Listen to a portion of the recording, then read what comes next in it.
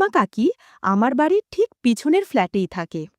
কাকি এতটাই সুন্দরী যে সে পাড়ার সব ছেলেদের কাছে খুব প্রিয়। প্রায় ৫ ফুট ৬ ইঞ্চি লম্বা, স্লিম শরীরের অধিকারিণী। প্রতিমা কাকির বয়স কিন্তু খুব একটা কম নয়, ৪৬ বছর বয়স। তার ছেলেরই বর্তমানে ২৪ বছর বয়স এবং সে মুম্বাইয়ে ফিল্ম সম্পাদনার কাজে নিযুক্ত। অথচ চালচলনের জন্য কাকির বয়স ৩০ বছরের বেশি মনেই হয় না। হ্যাঁ, আমি তাকে আমার সমবয়সী মনে করি। তবুও চক্ষু লজ্জায় আমায় তাকে কাকি বলেই সম্বোধন করতে হয়। যার ছেলেরই ২৪ বছর বয়স, সেই মহিলা যে এখনও কি করে তার সৌন্দর্য ধরে রেখেছে ভাবাই যায় না। কাকিকে জিন্সের প্যান্ট, ফুল বা half skirt, lehenga, palazzo, T shirt, গেঞ্জি বা টপ পরলে আরও যেন বেশি সুন্দরী মনে হয়। এবং সৌভাগ্যক্রমে কাকি ওয়েস্টার্ন পোশাক পরতেই বেশি পছন্দ করে।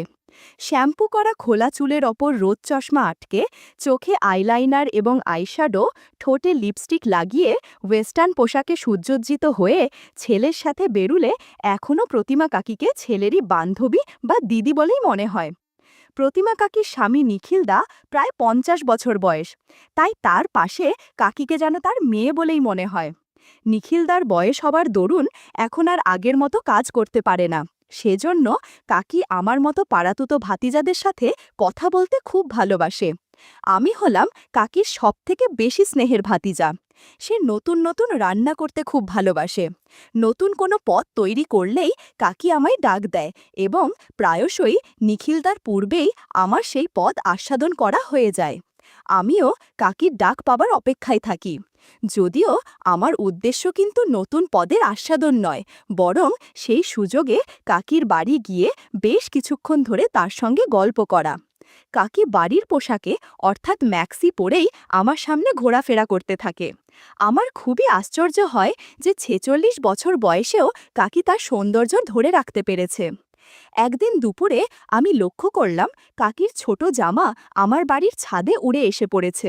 আমি সাথে সাথে দুটো তুলে নিলাম।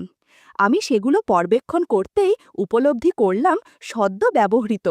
সেজন্য বোধহয় কোথাও থেকে ফিরে এসে বারান্দার রেলিংয়ে মেলে দিয়েছিল। ওই সময় আমার কাছে কাকির ব্যবহৃত পোশাকগুলো থেকে আর কোনো কিছুই বেশি মূল্যবান ছিল না। তাই জামাটা আমি নিজের কাছে স্মৃতিস্বরূপ রেখে দিলাম।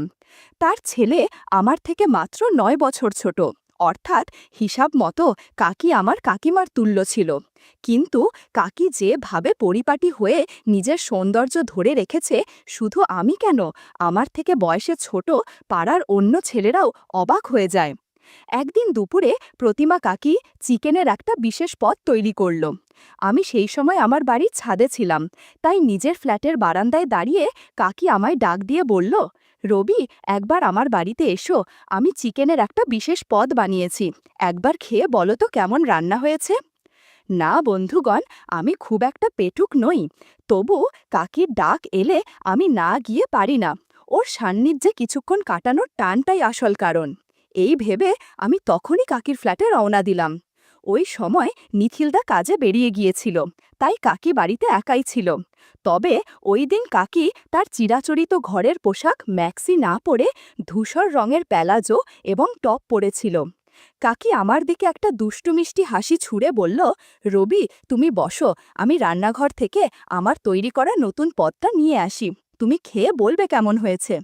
এই বলে কাকি সুন্দরভাবে রান্নাঘরে ঢুকে গেল। আমি কোনোভাবে নিজেকে নিয়ন্ত্রণ করে ডাইনিং টেবিলে চুপ করে বসে রইলাম। কয়েক মুহূর্তের মধ্যে কাকি সদ্য বানানো পদ হাতে নিয়ে রান্নাঘর থেকে বেরিয়ে এলো এবং আমার সামনে রেখে বলল, রবি, এটা খেয়ে বলো তো কেমন হয়েছে। আমি খাবারটা মুখে নিয়ে বললাম, কাকি, একটা কথা বলবো, রাগ করবেন না তো। যেমন তুমি নিজে অপরূপা, তেমনই তোমার অপরূপ সৃষ্টি, তোমার হাতে জাদু আছে। আজ এই পোশাকে তোমায় যেমন সুন্দর লাগছে, ঠিক তেমনই তোমার বানানো এই পথটাও ভীষণই সুন্দর হয়েছে। কাকি নিজের এবং নিজের রান্নার প্রশংসা শুনে ভীষণ খুশি হয়ে বলল, রবি, প্রতিবারেই তুমি যখন আসো আমি ম্যাক্সি পরে থাকি, আজ ভাবলাম ভাতিজার সামনে সেজেগুজে বন্য পোশাকে আসি, তাহলে এই পোশাকে আমায় বেশি সুন্দরই লাগছে, তাই তো।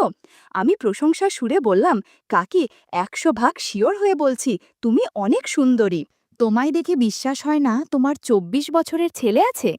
তোমার ছেলের বিয়ে হলে তোমায় তো শাশুড়ির বদলে ননদ মনে হবে। আর তখন তোমার সাজসজ্জা দেখে তো আমন্ত্রিত অতিথিরা বুঝতেই পারবে না কোনটা শাশুড়ি আর কোনটা বউ। আমি সবসময় ভাবি নিখিলদা কি কপাল করেছে, যার জন্য তার স্ত্রী এত রূপসী। প্রতিমা কাকি আমার প্রশংসায় শুনে বলল, ভাতিজা তুমি ঠিক বলেছ। হ্যাঁ গো, তোমার নিখিলদাকে আমার পাশে সত্যিই বুড়ো মনে হয়। সে শারীরিক ও মানসিক দুভাবেই বুড়ো হয়ে গেছে। কিন্তু দেখো, আমার তো সব আছে, তাই আমার প্রয়োজনও আছে। বর কাজ করতে না পারলে ভাতিজা কি কাজে সাহায্য করতে পারবে? দাঁড়াও, আমি তোমার জন্য ঘরে বানানো মিষ্টি নিয়ে আসছি। কাকির বানানো মিষ্টি দেখতেই তো আমার মাথা ঘুরে গেল। এ কি, একটা প্লেটে রসমালাই রসমুন্ডির বদলে জোড়া রাজভোগ দিয়ে বানানো, প্রতিটা রাজভোগের মাথার ওপর একটা করে কিশমিশ। অন্য প্লেটে একটি বড় সাইজের দুটি কালো জাম দুটি মাঝামাঝি না হয়ে দুই পাশে সাজানো। কাকি রহস্যময়ী হাসি দিয়ে বলল, রবি, মিষ্টিগুলো খেয়ে দেখো কেমন হয়েছে। অনেক সময় নিয়ে বানিয়েছি, আসলে দোকানের মিষ্টি আমার বেশি একটা ভালো লাগে না। কথায় কথায় অনেক কিছু ঘটে যাচ্ছিল। বন্ধুরা, ইউটিউবের কড়া নিয়মের কারণে এসব ঘটনা সরাসরি বলা যাচ্ছে না। তোমরা কমেন্টে দেয়া লিংক থেকে আমার ওয়েবসাইট ভিজিট করো, সেখানে একদম খোলামেলা গল্প দেয়া আছে। সেদিন বড় রসগোল্লা খাওয়ার পর থেকে আমার লোভ বেড়ে গেল। ভাল কৃতিত্বের জন্য আমি সেদিনই কাকির সাথে কাজ করার চাকুরিতে বহাল হয়েছিলাম। কাকি আমার কাজে খুবই সন্তুষ্ট হয়েছে।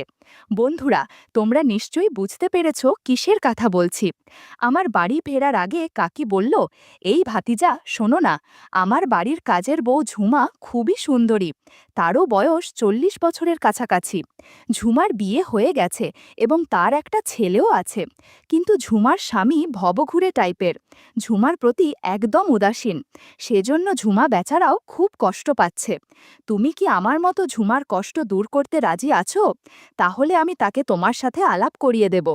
আমি মিষ্টি রসগোল্লা খেতে খেতে বললাম, কাকি, আমি সবার কষ্ট দূর করতে প্রস্তুত আছি।